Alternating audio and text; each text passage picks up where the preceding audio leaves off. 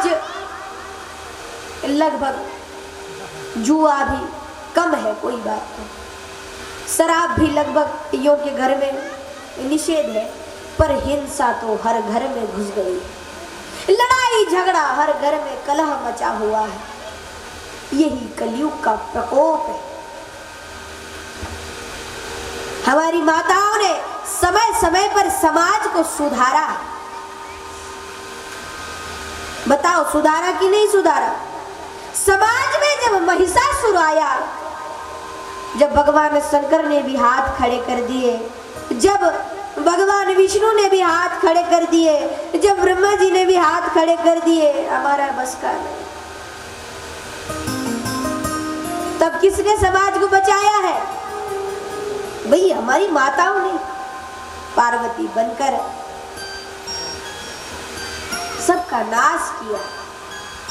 इसलिए आज भी हमारी माताओं से बड़ी विनती है कि आप लोग ही समाज को सुधार सकती हैं।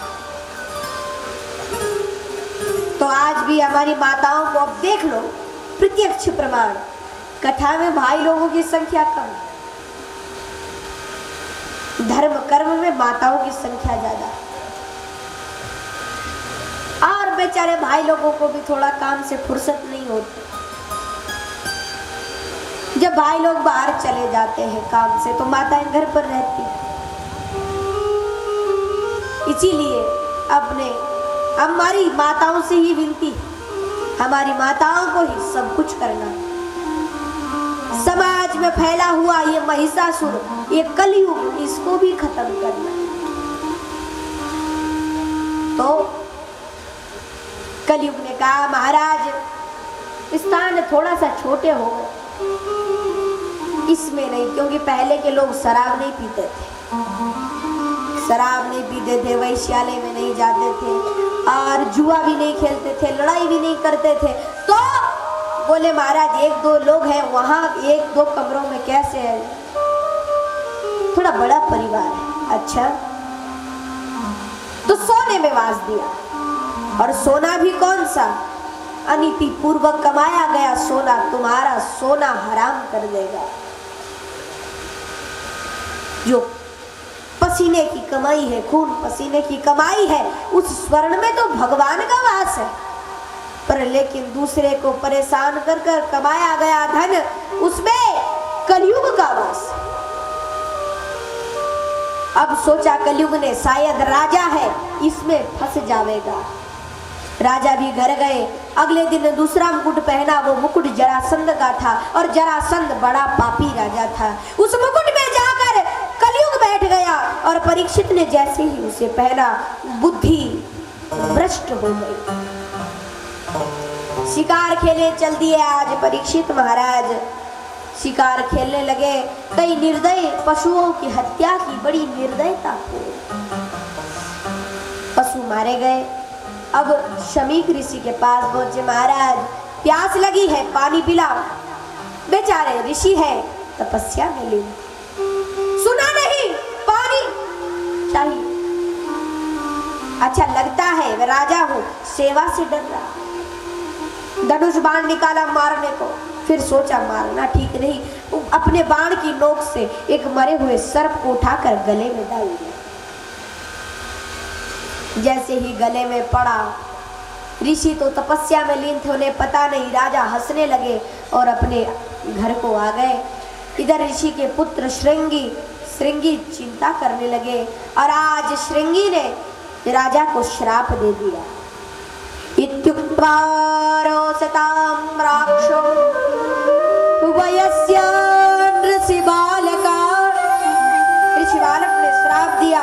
इति लंघित मर्यादं तक्षकः सप्तमे हरि दंक्षति स्म कुलांगारं चोदितो में तदद्रुहम्। जिसने भी अपनी मर्यादा को लांघा है, उस राजा को मैं श्राप देता हूँ, आज के 7 दिन पर्यंत उसकी मृत्यु हो जाएगी। श्राप दे दिया परीक्षित जी महाराज को। परीक्षित भी घर पर आए, बड़ी चिंता करने लगे, मुकुट उतारा, अब याद आया, अरे मैंने तो ऋषि के गले में सर्प डाला है, परेशान हो गए। अब बड़े परेशान है राजा। पुत्र श्रृंगी समीक ऋषि के पास आए, महाराज बस थोड़ी देर आप लोग शांति बनाए रखेंगे, बस प्रथम स्कंद विराम हो जावे। क्या करें, कथा जितना सोचे आगे आगे उतना ही पीछे हो जाए। तो श्रृंगी ने आकर बताया, महाराज पिताजी मैंने उस दुष्ट राजा को श्राप दिया है। समीक ने समझाया, क्यों, वो तो बड़े तपस्वी थे, वो तो कलयुग का दोस्त था, पुत्र तुमने उन्हें दोष क्यों दिया? बोले अब तो श्राप दे चुके हैं, अब कुछ नहीं हो सकता। तब समीक ऋषि ने अपने एक शिष्य को भेजा, उसने राजा को ये बात बताई। राजा अति प्रसन्न हुए, मुझे मेरे पाप की सजा जरूर मिली। तब तो राजा ने उसे खूब दक्षिणा दी और स्वयं अपने पुत्र जन्मेजय को राज्याभिषेक उसका तिलक कर कर स्वयं गंगा के किनारे अनशन लेकर राजा बैठ गए। तो ये थे 3 प्रश्न आपके कि वह श्रोता क्यों कथा में बैठे। तो महाराज अब इसी के साथ प्रथम स्कंद को यही विराम।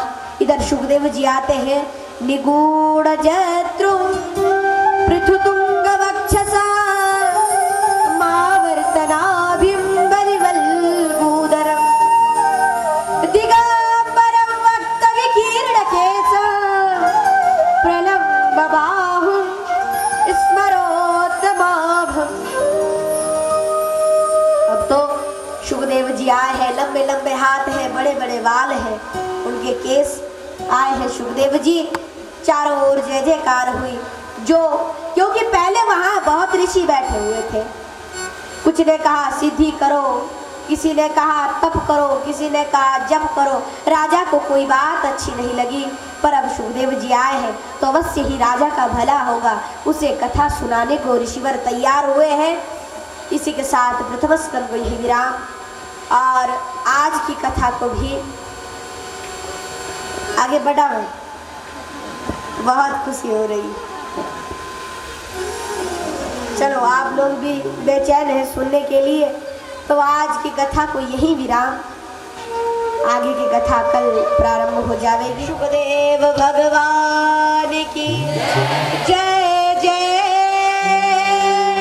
श्री राधे श्याम। हमारी विनती आप लोगों से कल कथा सुनने आप लोग अवश्य पहुंचे। इसी के साथ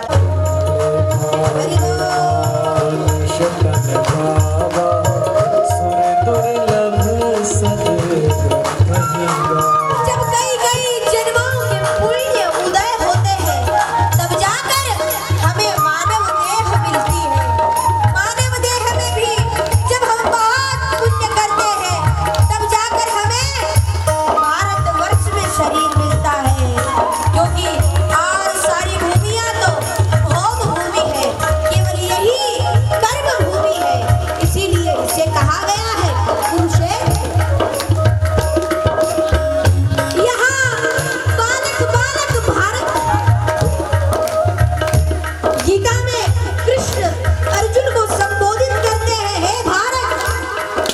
इसीलिए यहाँ का हर नागरिक भारत। इसलिए जोर से ताली बजाते हुए और गाते हुए, बड़े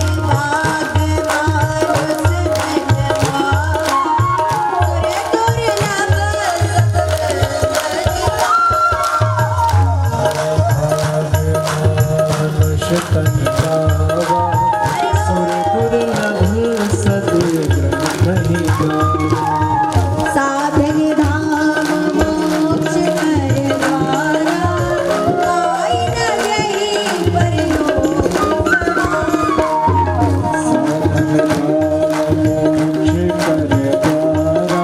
मोक्ष का द्वार है ये शरीर।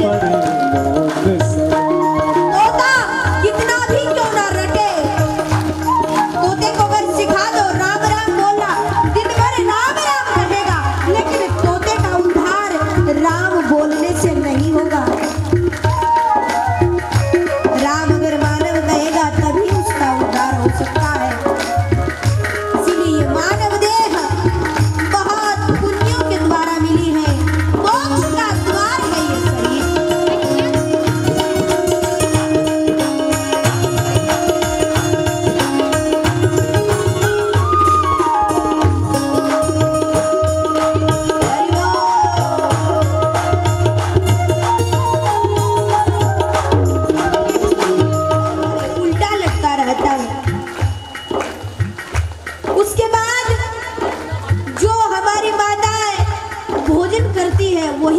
मिल सकता।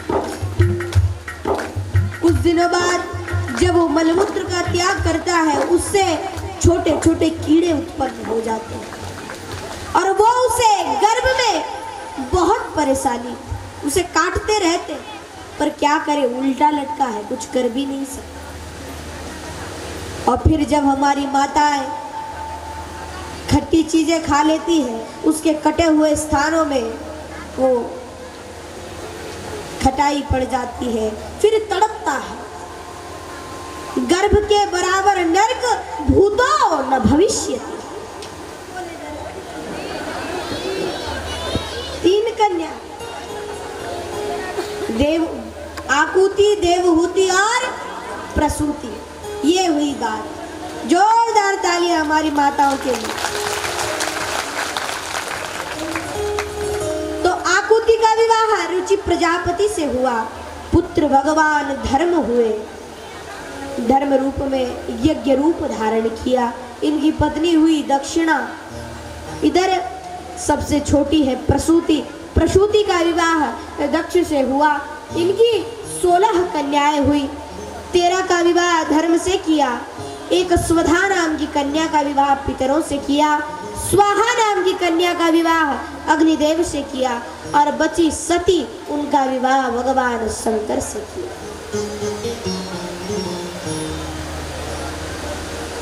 पर लेकिन इनके कोई भी पुत्र नहीं हुए।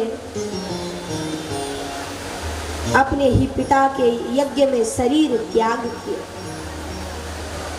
क्योंकि आप लोगों को पता होगा, आप लोग कथा सुनने आए, भगवान शंकर भी एक बार कथा सुनने गए, पता है आप लोगों को?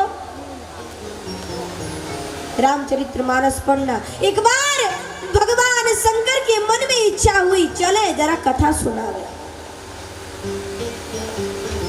जब कथा सुनने की इच्छा से कथा सुनने चले, 3 किलोमीटर दूर तक पहुंच गए थे। फिर दिमाग में बात आई, अरे कथा सुनने अकेले नहीं जाना चाहिए।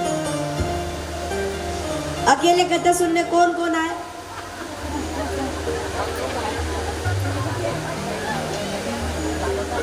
बोले कथा सुनने अकेले नहीं जाना चाहिए। भाई सर्प को लेके गए तो लोग भाग जाए, नंदी को भी नहीं ले जा सकते, किसको ले जाए? चले, हाँ पार्वती सती, ठीक है सती को ले चले। माँ सती को साथ लिया। देवी चलो, कहाँ? कथा सुनने। बोले मुझे नींद आ रही। कथा सुनने के लिए नहीं महाराज, कहाँ जाएंगे, यहीं बैठो। देवी घूमने चलना। चले, जल्दी तैयार। शिव पुराण में वर्णन है, पर्यटन महिम। जब भगवान शंकर ने कहा देवी चलो घूमने चलते हैं, तो माँ सती झट से तैयार हो गई। क्योंकि हमारी माता है, घूमने जाना हो तो फटाफट तैयार हो जाए, चाहे कोई कितनी बीमार क्यों ना। घूमने की बात चले तो सब तैयार हो जाए।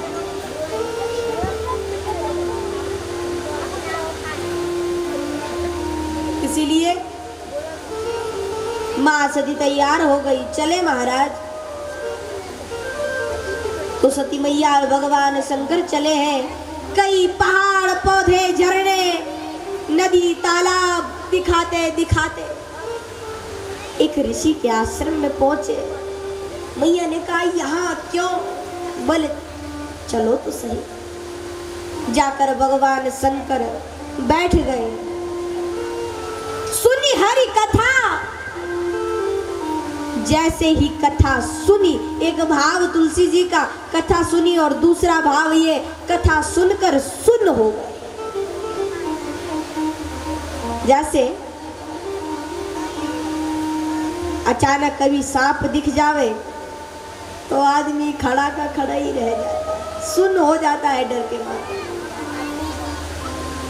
भगवान शंकर भी कथा सुनकर सुन्न हो गए। और आपको भी कैसे कथा सुननी है? कथा सुनकर सुन्न हो जाना है, फिर हिलना डुलना नहीं। अब मैया खींचे, बागंबर चलो इधर, कहाँ आ गए? पर वो तो सुन्न हो गए। पूरी कथा सुनी, ऋषि से कहा वरदान मांगो। बोले महाराज हम भी कथा ही सुनना चाहते हैं, अब आप कथा सुनाओ। तब भगवान शंकर ने भी कथा का दान दिया ऋषि को। कथा सुनकर लौट रहे थे।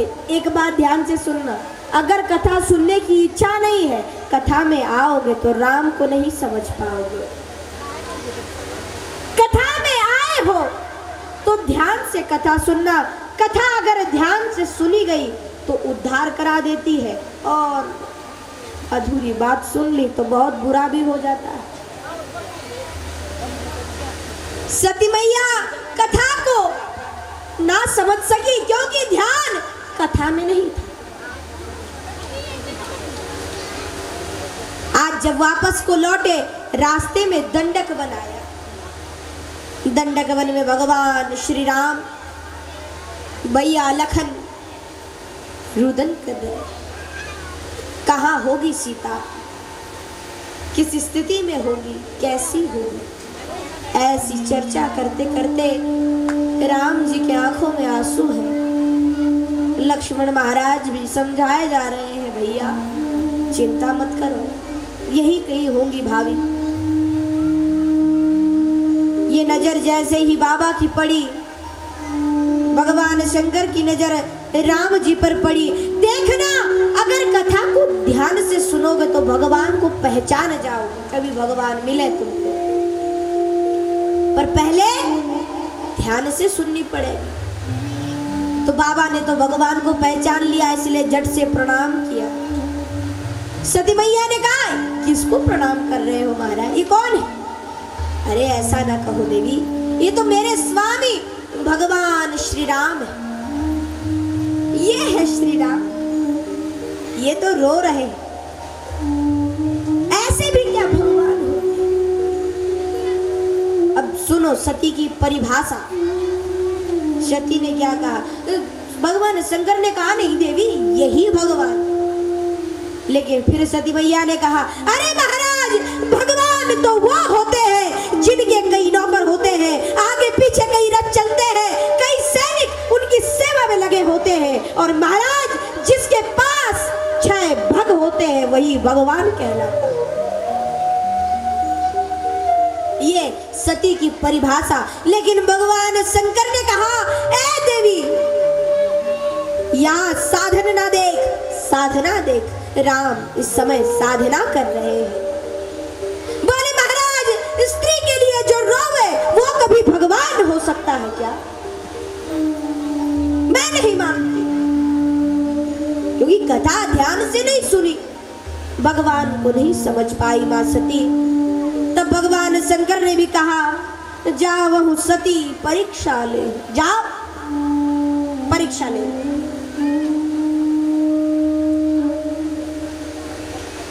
तो गई है सती मैया परीक्षा लेने भगवान रामचंद्र। हम आप लोगों से भी कहते ध्यान से कथा सुनो, बार बार कहते। गई है सती मैया परीक्षा लेने, और आप सब लोगों को पता ही है क्या रूप बनाया। सती सीता का रूप तो बना सकती है, पर सीता का स्वभाव नहीं बना पाई। पौंड्रक कृष्ण का वेश जरूर बना सकता है, पर लेकिन आचरण नहीं बना सकता। आप लोग भी आचरण बनाओ, स्वभाव बनाओ, स्वरूप के पीछे नहीं जाना। भाई वो ऐसा है हम भी ऐसी बन जावे, स्वरूप के पीछे व्यक्ति को कभी नहीं भागना चाहिए। स्वभाव के पीछे भागना हो तो भागो, उनका स्वभाव ऐसा है, हम भी उस वैसे ही बने। पर लेकिन सती मैया सीता का रूप धारण कर कर आगे जाकर बैठ गई। जैसे ही बैठी, आगे इस बात में कोई आश्चर्य नहीं कि राम जी ने सती को पहचान लिया। आश्चर्य नहीं, क्योंकि भाई जब लक्ष्मण जी ने देखा है सती को, तुलसी बाबा रामचरितमानस में कहते हैं, लक्ष्मण देखी उमाकृत वेशा। इसीलिए रामचरितमानस हमें सिखाता है एक पत्नी को कैसा होना चाहिए, एक श्रोता को कैसा होना चाहिए, एक वक्ता को कैसा होना चाहिए।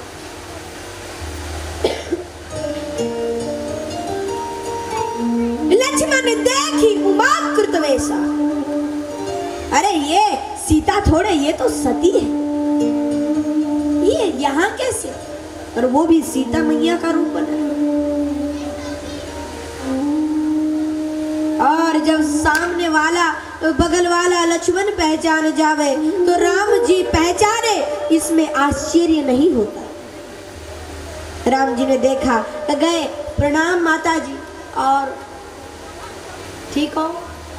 और भगवान विश्वध्वज शंकर कैसे है, कहाँ है आजकल, आप अकेली क्यों? तो सोचो पसीना आया होगा सती को कि नहीं, आया होगा कि नहीं? अभी तो रो रहा था, बड़ा चतुर है, अंदर से कितना तेज है, दूर से ही समझ गया।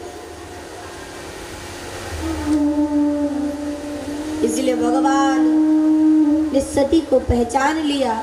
सती मैया वहां से दौड़ी, भगवान शंकर के पास आई, और भगवान ने जब पूछा, परीक्षा ले ली, बोले नहीं महाराज, जैसे आपने प्रणाम किया था मैंने भी वैसे ही प्रणाम किया। झूठ बोला सती, इसलिए शंकर भगवान ने त्याग किया सती का, क्योंकि सीता मेरी माँ है ये सोचकर इसने मेरी माता का रूप बनाया है, त्याग कर दिया है। अब तो भगवान शंकर की कथा सुनाई, किस प्रकार दक्ष के यज्ञ में दक्ष का विनाश हुआ, वीरभद्र और मां भद्रकाली को प्रकट किया, ये सारी कथाएं सुनाई। अब ब्रह्मा जी महाराज के पुत्रों की चर्चा करें तो बड़े पुत्र कौन से हैं? कितने पुत्र हैं ब्रह्मा जी के? जोर से बोलो, सुनी कथा? 2 पुत्र हैं ब्रह्मा जी, प्रियव्रत और उत्तानपाद। पर लेकिन बड़े की कथा नहीं, पहले छोटे से शुरुआत की। पहले उत्तानपाद की कथा सुनाई। महाराज उत्तानपाद की, उत्तानपाद कोई और नहीं, हम सब लोग हैं। उत्तानपाद हम सब लोग, कोई है जो उत्तानपाद नहीं? माँ के गर्भ में सब उल्टे लटके हुए थे, उत्तानपाद सिर नीचे और पैर ऊपर। इसीलिए कथा औरों की नहीं, हम सब लोगों की है। हर व्यक्ति माँ के गर्भ में उल्टा लटका रहता है, उसका सर नीचे होता है और पैर ऊपर की ओर।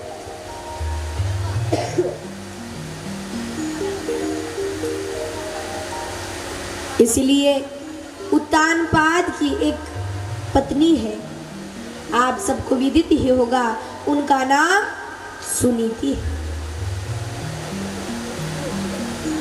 सुनीति, सु मतलब अच्छी और नीतियों वाली, क्योंकि व्याकरण में 22 प्रत्यय बने हैं। प्र प्रा अप सम अनु अव निस निर दुस दुर्वी आंगी अधि अपि सु। सु और नीति, जिसकी नीतियां अच्छी। यहाँ हमारी सारी माताएं सुनीति, क्योंकि कथा में कभी सुरुचि नहीं आती, कथा में केवल और केवल सुनीति ही आती। आज सुनीति है, सुनीति हमारी बुद्धि है। व्यक्ति की 2 प्रकार की बुद्धि होती है ना, सुमति कुमति सबके उर रही, नाथ पुराण निगम अस कहीं।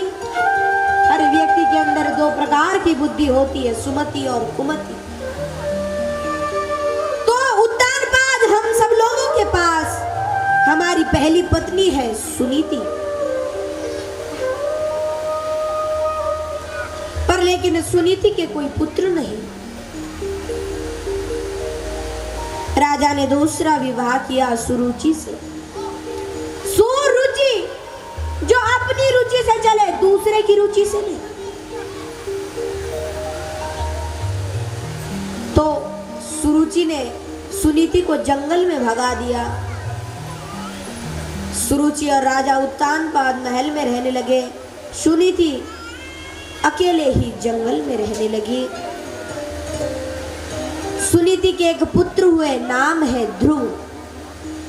बोले ध्रुव जी महाराज की। नाम है ध्रुव। जथो नाम तथो गुण, जैसा नाम है वैसा ही गुण है।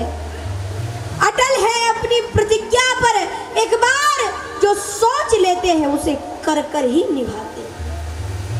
व्यक्ति को ऐसा ही होना चाहिए, जो कह दिया वो कह दिया। पर आज लोग 20 प्रकार की बातें करते हैं, किसी से कुछ और किसी से कुछ।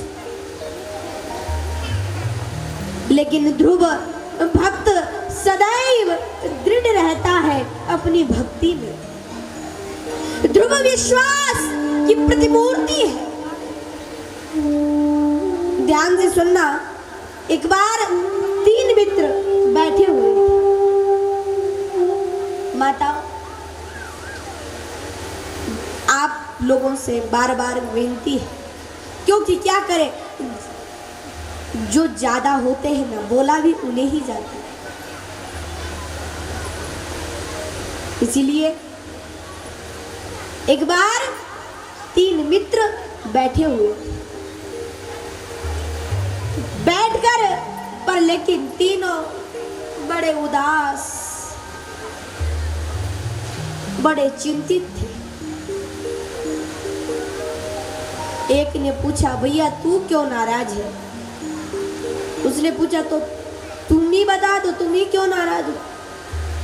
बोले, भैया क्या करें, कल हम तीनों बिछड़ जाएंगे, अलग अलग चले जाएंगे। भाई तू अपने घर में, अपने घर, और ये अपने घर।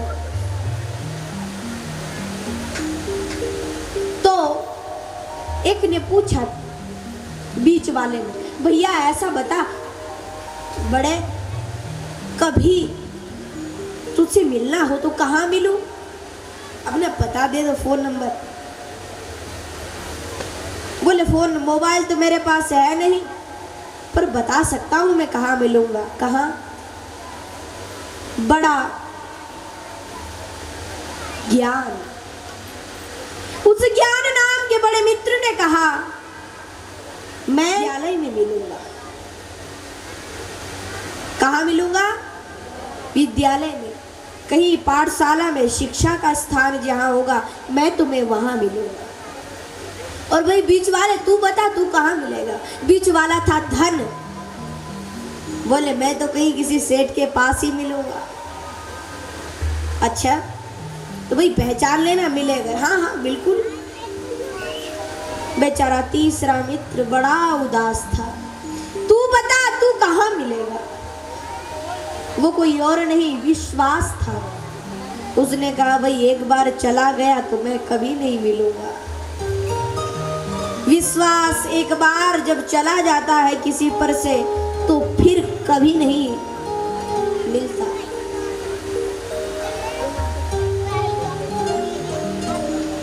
इसीलिए विश्वास ने कहा, मैं एक बार चला गया तो कभी नहीं मिलेगा।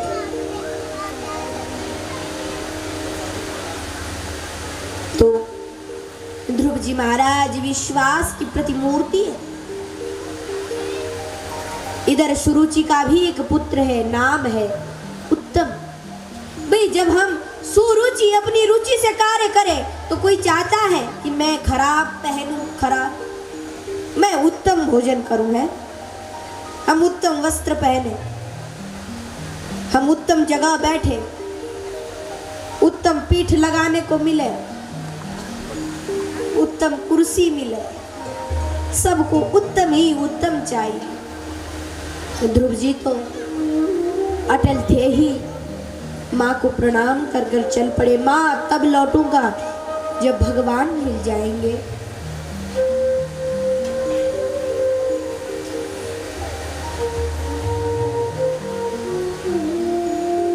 चल पड़े हैं ध्रुव जी सब कुछ त्याग कर। आज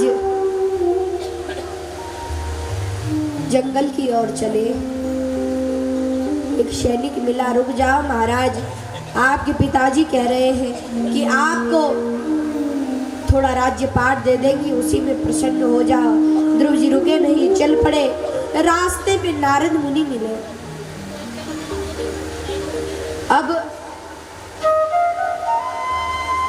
नारद जी महाराज ध्रुव से बार बार कहने लगे, जन्म जन्म मुनि क्यों आए हो पुत्र भगवान के भजन के लिए?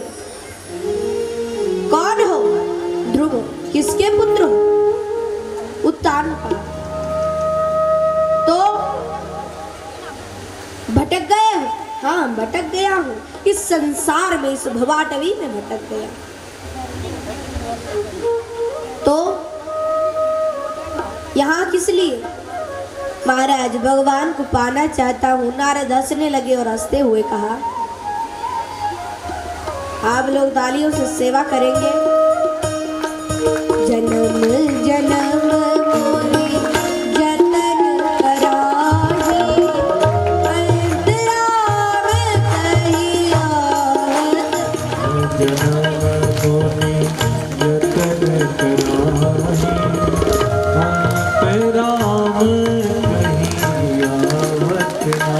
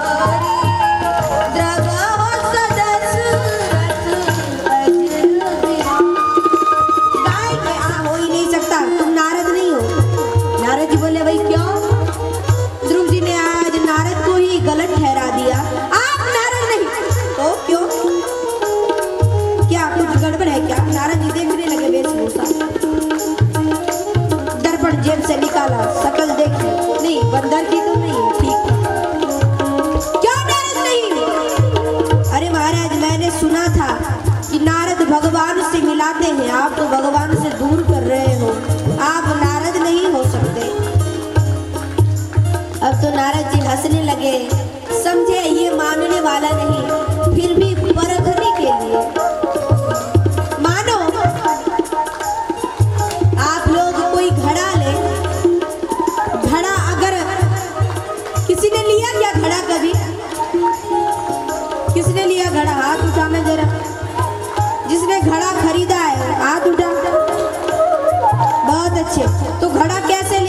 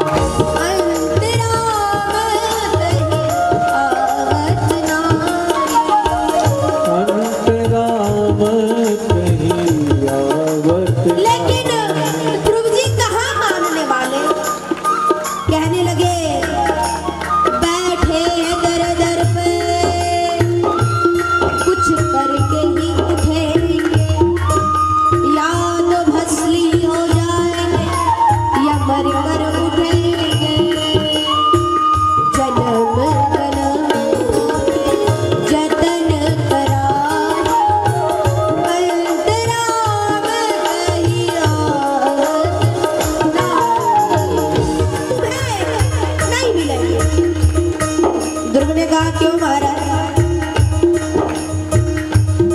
बोले तुम तो भी बालक हो, हजारों सालों से ऋषि मुनि तपस्या कर रहे हैं, उन्हें भगवान नहीं मिलेंगे तो तुझे मिलेंगे।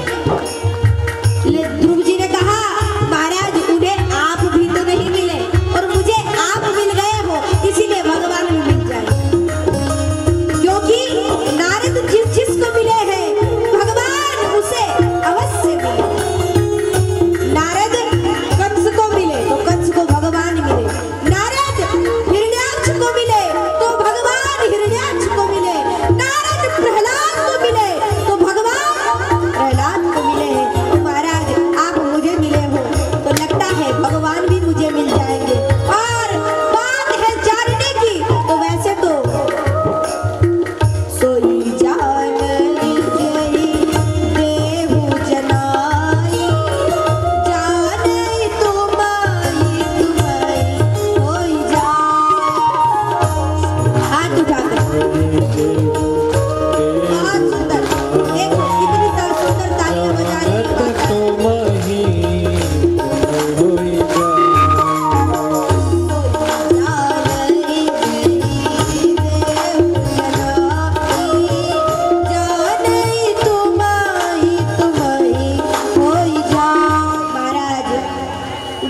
जाइए मेरे। नारद जी ने गुरु दीक्षा दी, 12 मंत्र दिया। उसे सुनकर नारद जी धन्य किया ध्रुव को। ध्रुव भी जंगल में गए, भगवान की तपस्या की, तपस्या कर कर ईश्वर को प्राप्त कर लिया। भगवान की स्तुति करना चाहते थे। पस्पर सवालम कृपया कपोले, भगवान ने अपना शंख जैसे ही उसके गाल पर लगाया वो स्तुति करने लगा। भगवान ने ध्रुव की स्तुति सुनी, स्तुति की ध्रुव जी महाराज ने। भगवान अति प्रसन्न हुए, इस कथा को सुनाया। ध्रुव चरित्र फिर तपस्या, भगवान जब प्रसन्न हुए वरदान दिया, ध्रुव 36,000 वर्ष तक राज्य करो, उसके बाद ध्रुवलोक को प्राप्त करो। इस प्रकार आशीर्वाद देकर ध्रुव जी वापस लौटे और पहुंचे। अब तो भगवान का भजन में लग गए ध्रुव जी। अपनी माँ सुनीति से मिले, सुरुचि से मिले, अपने भाई उत्तम से मिले, पिताजी से मिले। इस प्रकार ध्रुव चरित्र की कथा सुनाई। अंत में ध्रुव जी मृत्यु के सिर पर पैर रखकर, मृत्यु और मूर्धनि, मृत्यु के सिर पर पैर रखकर भगवान के धाम को पहुंच गए। बोले ध्रुव जी महाराज की। आवाज नहीं हो,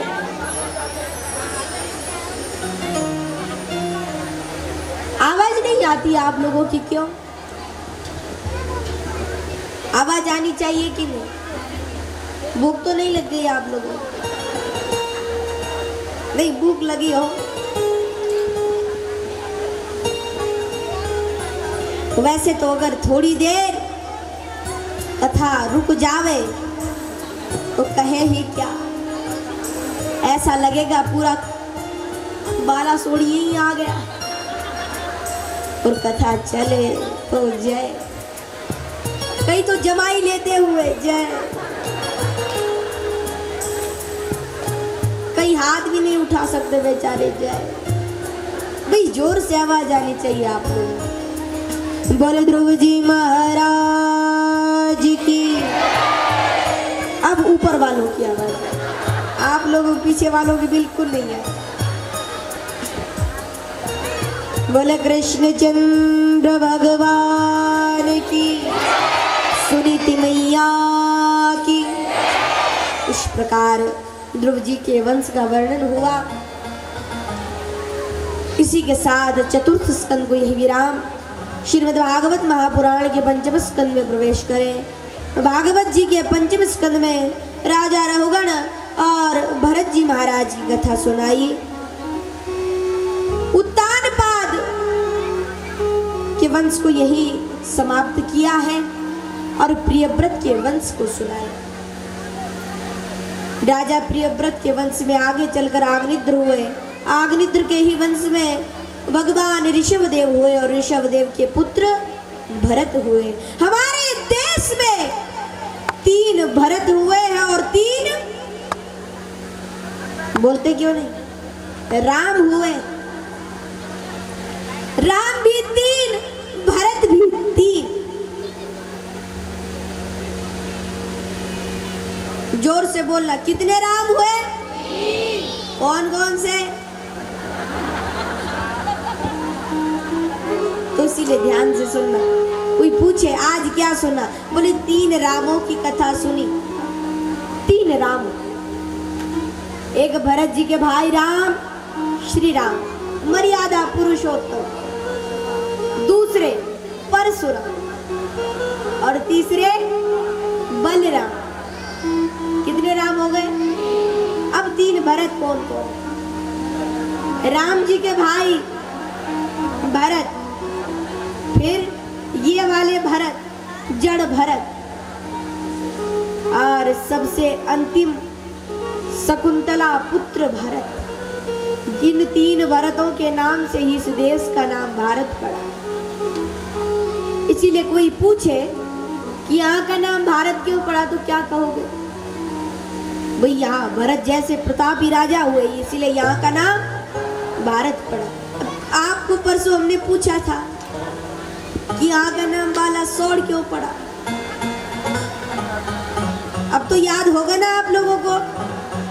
ये जो अंतिम भरत है ना, इनके पिताजी शांतनु राजा आए थे इधर, तब आपको बताया था, याद होना चाहिए।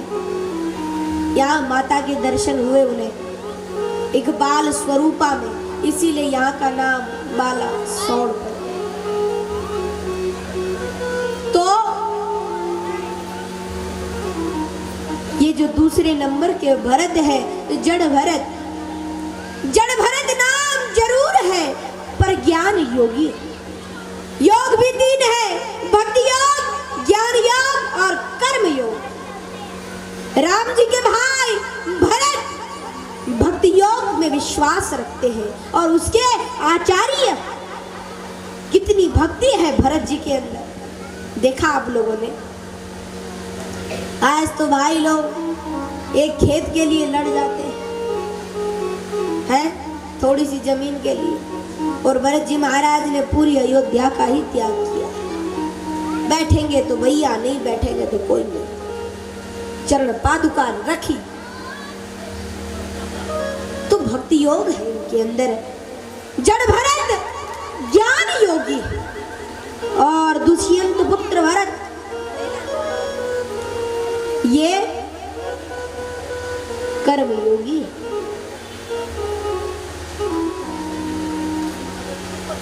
इसीलिए इनका नाम जड़ भरत अवश्य है, लेकिन ये ज्ञान योगी है, शरीर को मिथ्या समझने वाले। तो आज जड़ भरत जी महाराज की कथा क्या सुनावे। संत जब बोलता है तो दूसरे का उद्धार ही करता है। जब रघुगण को ज्ञान दिया है उन्होंने, रघुगण की पालकी ढो रहे थे, भरत लगा दिया, लग गए। अब सामने चींटी आई, अब जब उछले, सोचा कहीं मर ना जावे, पैर के नीचे मर गई तो हमको भी चींटी बनना पड़ेगा है, फिर वो हमें मारेगी। क्योंकि एक वक्त हुए, भक्तमाल में कथा है, सदना कसाई, कसाई के घर पर जन्म हुआ। एक दिन उनके घर पर मेहमान आए तो उनके पिताजी ने बैल का एक पैर काट लिया। वो बेचारा वो तड़पने लगा। सदना जी उस बैल के पास गए, भाई मेरे पिताजी को क्षमा कर देना। उसने कहा क्षमा? महाराज आपके पिताजी तो बहुत धन्य है। क्यों? बोले पूर्व जन्म में ये बैल थे, मैंने इनकी गर्दन काटी थी, इन्होंने तो बस एक ही पैर काटा, इसीलिए कर्म को भोगना ही पड़ता है। तो जीव मरेगा। इसलिए भरत जी महाराज उछले, और ये उछले तो पालगी उछले, और पालगी उछले तो रोगण उछले, और रोगण का सिर जोर से पालगी पर लगा। ए दुष्ट धीरे चल। और उन्होंने कहा महाराज नया नया है अभी। और आगे फिर चींटी आई, फिर उछले, फिर रोगण का सिर लगा। ए मारेगा क्या? धीरे चल, तेरी चिकित्सा कर दूंगा। भरत जी महाराज ने कहा ए रोगण तू मेरी क्या चिकित्सा करेगा? मैं अगर शरीर हूं तब ना, मैं तो आत्मा, और आत्मा का कोई कुछ नहीं बिगाड़ सकता। नैनम छिंदन्ति शास्त्राणि नैनम दहति पावक।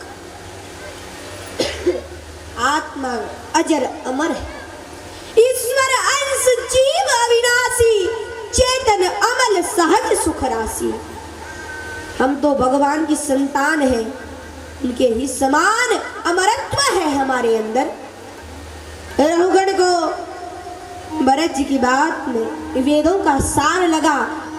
पालकी से झांक कर देखा तो उनका जनेऊ दिख गया। जैसे ही यज्ञोपवीत दिखा, कूदा पालकी से, सीधे चरण पकड़ लिए भरत जी के, महाराज क्षमा कर दो।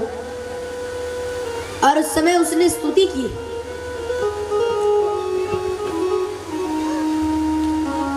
बार बार उस समय भरत जी महाराज से कहने लगा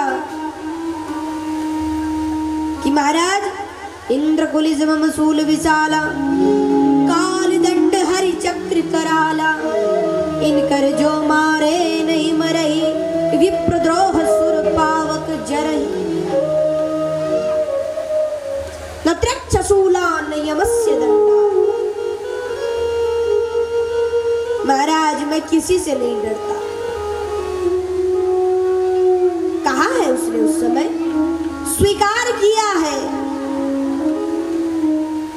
न हम बिसंके सुरराज वज्रा, न त्र्यक्षशूला न यमस्य दंडा, नाग्न्यर्क सोम नितविल्लपास्त्रा,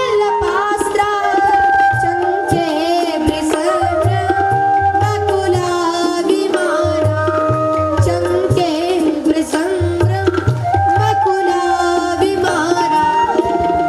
अरे महाराज ना हम बिसंके सुरराज वज्रा, देवताओं के राजा इंद्र के वज्र से भी मैं नहीं डरता, न त्र्यक्षशूला न यमस्य दंडा, ना ही मैं शिव के त्रिशूल से डरता हूँ, न यम के दंड से डरता हूँ, वरुण के पास से भी नहीं डरता, कुबेर के हथियारों से भी नहीं डरता। इंद्र कुलिजम सूल विशाला, काल दंड हरि चक्र कराला, इनकर जो मारे नहीं मरही, विप्रद्रोह सुर पावक जरही। भरत जी ने कहा भाई जब तू किसी से नहीं डरता तो मेरे चरणों में क्यों पड़ा है? तू तो बार बार कहता है ना हम बिसंके सुरराज वज्रा, न त्र्यक्षशूला न यमस्य दंडा, नाग्न्यर्क सोम नितविल्लपास्त्रा, चंके वृषण नकुला विमाना। तो जब तू किसी से नहीं डरता तो मेरे चरणों में क्यों पड़ा है? बोले महाराज डरता हूँ तो ब्राह्मण से डरता हूँ। क्यों? क्या करें महाराज, अगर इंद्र ने मुझे मारा मैं मर जाऊंगा, अगले जन्म में पुण्य कर कर स्वर्ग पहुंच जाऊंगा। भगवान मुझे मारेंगे, मर जाऊंगा और मुक्ति मिल जाएगी। पर लेकिन अगर ब्राह्मण का श्राप लग गया तब मेरा ही नहीं बल्कि पूरी मेरी पीढ़ी ही नष्ट हो जाएगी। इसीलिए क्योंकि ब्राह्मण को तो भगवान ने भी पूजा है। विप्र प्रसादा धरणी धरोह, विप्र प्रसादा कमलावरोह, विप्र प्रसादा अजितो जितोह, विप्र प्रसादा मम नाम राम। इसीलिए महाराज मैं डरता हूँ तो केवल ब्राह्मण से डरता हूँ। भरत जी महाराज ने समझाया। अब तो रहुगण पूछने लगा, महाराज ध्यान से सुनना। स्थाल्यग्नितापात पयसोभितापस्तत्तापतस्तंडुल गर्भरंधी। महाराज तंडुल गर्भरंधी आपने देखा होगा, चूल्हे में नीचे हमारी माताओं को सबको पता चावल बनाती है कि नहीं, कैसे नीचे गैस पर गैस जलती है, अग्नि होती है उसमें, फिर ऊपर एक बटलोई पात्र रखते हैं, उसमें जल डालते हैं और फिर जल में चावल और फिर ढककर, और कुछ देर बाद क्या होता है, चावल तैयार हो जाता है। कई लोगों के तो जीभ में पानी है, मुंह में कोई बात नहीं, तो चावल तैयार हो जाता है। महाराज वैसे ही संसार रूपी ताप से, संसार रूपी अग्नि से, इसमें स्थित शरीर रूपी पात्र, शरीर में भी पात्र रूपी जल, और शरीर में भी क्या होता है, जल होता है कि नहीं, खून, रक्त, और उसमें भी चावल रूपी आत्मा और ढक्कन लगा हुआ है चारों तरफ से। तो जब चावल पक सकता है तो व्यक्ति, अगर हम बाहर किसी को मारेंगे तो आत्मा को दर्द क्यों नहीं होगा। महाराज इतना सुनते ही भगवान भरत जी महाराज हंसने लगे और कहने लगे, बात तो तुम्हारी, दृष्टांत तो ज्ञानियों जैसा है, पर बात मूर्खों जैसी, मूर्खों जैसी बात करते हो। ये चावल और आत्मा में अंतर नहीं लगता क्या? इस प्रकार बताया और राजा को ज्ञानोपदेश किया और ये समझाया तुलसी बाबा के, एक मृगा के संग ते भरत धरी मृग दे। ध्यान से सुनना, आप सब लोगों के लिए कहते हैं बाबा तुलसी। एक मृगा के संग ते भरत धरी मृग दे, तुलसी उनकी कौन गति, जो घर घर करत सने। एक मृग से आसक्ति हो जाने पर भरत को 2 जन्म और लेने पड़े, तो बताओ हम लोगों का प्रेम तो घर घर है, हमारी क्या दशा होगी। इस प्रकार बताया। पंचम स्कंद में नरकों का वर्णन किया। किसी को सुनना है क्या नरकों का वर्णन? सुनना है तो बताओ, कोई फायदा नहीं। क्या पता कई लोग ऐसे हो जिन्हें जाना हो थोड़ा वहां काम से। नरकों की कथा सुनाई, बताया जो जैसा पाप करता है उसे वहां उस प्रकार से पाप की सजा भोगनी पड़ती है। तो भाई आप लोग नहीं जाना, आप लोग कथा सुनते रहना भगवान की। जो किसी व्यक्ति को, किसी जीव को मारकर, मानो अगर कोई किसी जीव को मारता है उसे भी कलयुग में नरक में ले जाया जाता है, वहाँ उसको रस्सियों से बांध दिया जाता है। फिर जिन जीवों को उसने मारकर खाया है वो अपनी तेज सींगों से उस पर छेद करते हैं। और जो लोग मदिरा पान करते हैं उन लोगों को वहां ले जाकर कांच को पिघलाया जाता है और कांच पिलाया जाता है। जितनी सुइयां होती है ना, सुई सिलने की, उससे उसका मुख भर दिया जाता है। जो लोग किसी जीव की हत्या करते हैं, कई लोग होंगे यहाँ, कोई है जो मांस भक्षण करते हैं? बहुत अच्छे लोग हैं, बिल्कुल दूध के धुले हैं, कोई नहीं।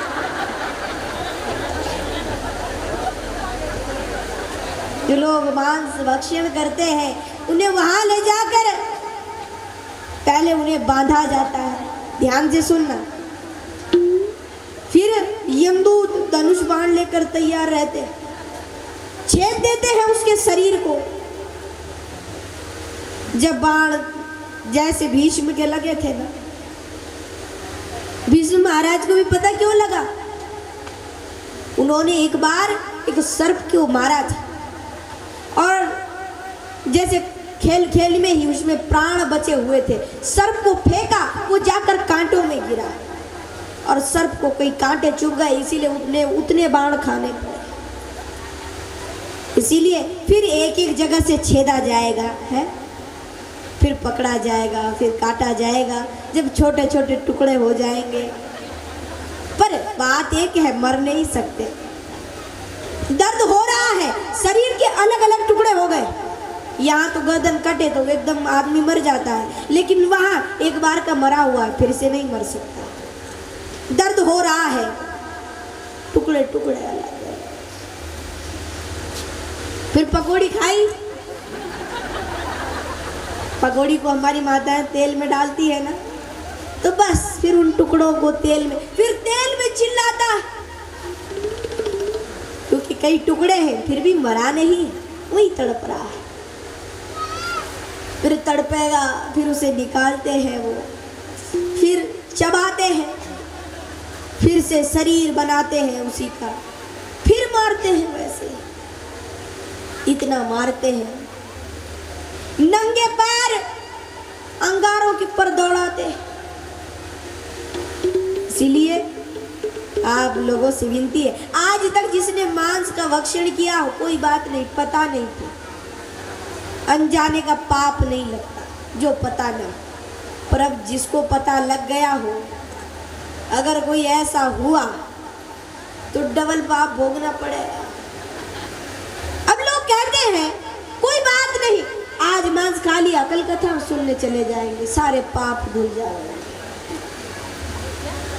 पर एक बात कहे आप लोगों से, अगर हमको कोई बात पता है और फिर भी हमने उसको किया और तब हम कहे भगवान हमें पता नहीं, तो पाप तो भोगना ही पड़ेगा। और वो पाप फिर कटता नहीं, वो डबल हो जाता है। इसीलिए अगर आज के बाद जीवों पर दया करो कम से कम, पर लोग जीवों पर नहीं, पेट पर दया ज्यादा करते हैं। इस प्रकार नरकों की कथा सुना, ना ही सुनो तो अच्छा है, वैसे भी आज समय नहीं तो ऐसा सुनाते आप लोगों को। इसलिए नरकों की कथा सुनाई। फिर इसी के साथ पंचम स्कंद को ही विराम। षष्ठम स्कंद में श्रीमद् भागवत महापुराण के सुनाई अजामिल की कथा। भगवान का नाम मरते समय निकल जावे तो उद्धार हो जाता है, लेकिन ये नहीं कि जीवन भर पाप करे और मरते समय। कई लोग कहते हैं कोई बात नहीं, मरते समय राम बोल देंगे। जन्म जन्म मुनि जतन कराही, अंत राम कह आवत राम। चाहे कोई कितना ही अंत में जिन्होंने जन्मों जन्मों से कहा होगा, उन्हीं को राम आएगा। इसीलिए अभी से शुरुआत कर दो, जो आदत पड़ जाए। तो इसमें ही वृत्तासुर की कथा सुनाई।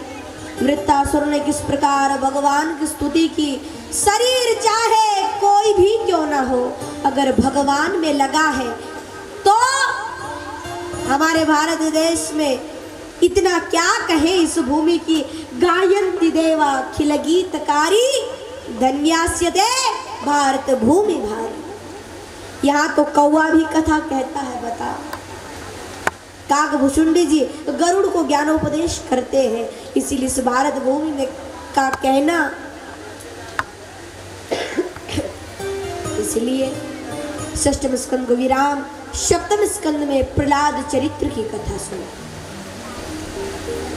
प्रहलाद चरित्र सबने सुना है, लेकिन उसे समझते बहुत कम लोग। लोग प्रहलाद के बारे में बड़ी बड़ी बातें जरूर किया करते हैं, लेकिन उन्होंने भगवान का भजन कर कर क्या पाया ये पता नहीं चलता। किस किस ने सुनी प्रहलाद जी की कथा? हाथ उठाना जरा। बिल्कुल ऊपर। चरित्र सबने सुना है, आपने सीखा क्या प्रहलाद चरित्र से? पहला ये कि प्रहलाद जी भगवान को हर जगह देखा करते थे, हर किसी में देखा करते थे। तभी तो जब हिरण्याकश्यपु ने कहा इस खम्भे में तेरा भगवान है, बोले हाँ है, इस मुष्टिका में तेरा भगवान है, हाँ है। जैसे ही मुक्का मारा भगवान खम्भा फाड़ कर प्रकट हो गए। बोले नरसिंह भगवान नायं मृगो नापि नरो विचित्रं महो किमेतं मृगेन्द्र रूपम्। आधा सिंह और आधा मनुष्य, तुम भगवान को बुलाकर तो देखो, भगवान तुम्हारे पास किसी ना किसी रूप में आएंगे। भक्तों ने जब जब भगवान को बुलाया है, कभी मानव बनकर आए, कभी ऋषि बनकर आए, कभी ज्ञानी बनकर आए, कभी पशु रूप में आए, और कभी तो मानव भी बने और पशु भी बने, दोनों एक साथ बनकर आए। नरसिंह अवतार धारण किया, वध किया हिरण्याकश्यपु का, रक्षा की प्रहलाद जी महाराज की। प्रहलाद जी को बचाया, वध हुआ हिरण्याकश्यपु का। पूछा वरदान मांगो पुत्र।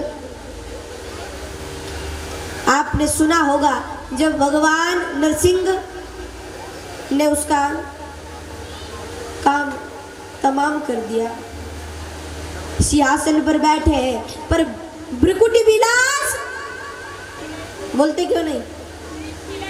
भृकुटी विलास सृष्टि लय हो। जिनकी भृकुटी थोड़ा तिरछी हो जावे, संसार में लय हो जाता है। आज ब्रह्मा जी को चिंता हुई, भगवान क्रोधित है, मैंने सृष्टि को इतने आगे पहुंचा दिया है, कहीं सृष्टि खत्म ना हो जावे, इसलिए भेजो किसी को। किसको भेजे? भगवान शंकर को भेजते हैं, क्योंकि भगवान शंकर बड़े भक्त है कि नहीं भगवान के। क्योंकि भाई भगवान रामायण में कहते हैं, शिवद्रोही मम भगत कहावा, सोनर वही सपने नहीं भावा। जो शिव भगवान का द्रोही है, वो भक्त मुझे सपने में भी अच्छा नहीं लगता। इसलिए शिव बहुत प्रिय है भगवान को, तो उन्हीं भेजे। भगवान शिव अपने नंदी पर बैठ कर आए, लेकिन भगवान ने ऐसी दहाड़ लगाई, नंदी महाराज अब भाई वृषभ रूप है, और वृषभ किससे डरता है? सिंह से। तो भाग गए नंदी जी। पीछे भगवान शंकर, रुक जाओ हम भी आते।